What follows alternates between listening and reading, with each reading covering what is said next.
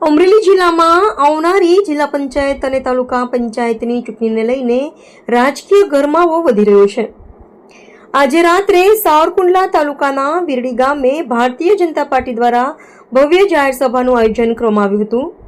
આ સભામાં 28 શેલાણા જિલ્લા પંચાયત બેઠકના ઉમેદવાર પ્રકાશભાઈ મતભાઈ પાનસુરિયા અને 22 વિરડી તાલુકા પંચાયત બેઠકના ઉમેદવાર અંજવાળીબેન ગણપતભાઈ પરમાર ખાસ ઉપસ્થિત રહ્યા હતા। સભામાં મોટી સંખ્યામાં માતાઓ, બહેનો, યુવાનો, વડીલો તેમજ ગામના આગેવાનો હાજર હતા, જેના કારણે સમગ્ર વાતાવરણ ઉત્સાહભર્યું બન્યું હતું।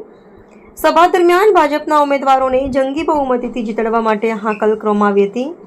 ઉમેદવારો દ્વારા વિકાસના મુદ્દાઓને પ્રાથમિકતા આપવાની ખાતરી આપવામાં આવી હતી। વિરડી ગામના લોકોએ પણ આ સભામાં ભારે ઉત્સાહ સાથે ભાગ લીધો હતો અને ભાજપને બહોળો પ્રતિસાદ આપ્યો હતો।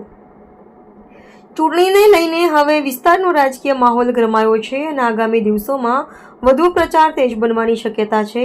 અત્રે ઉલ્લેખનીય છે કે ભાજપના આ બંને ઉમેદવારોને જુદા જુદા વિસ્તારમાં સારો એવો પ્રતિસાદ મળી રહ્યો છે।